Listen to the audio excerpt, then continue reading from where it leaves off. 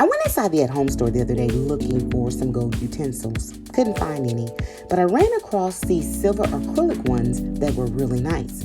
So I decided to purchase them and then just paint the bottom half gold.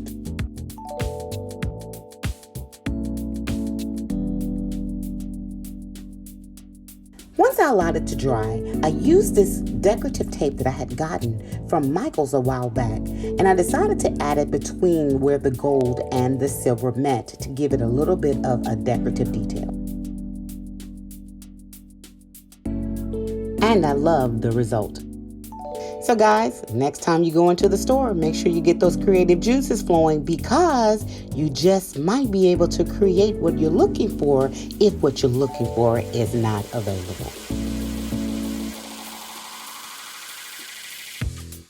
All right, guys, thanks so much for watching. Please subscribe if you have not subscribed, and like and comment, and stay tuned. More videos on the way. Talk to you soon. Bye, guys.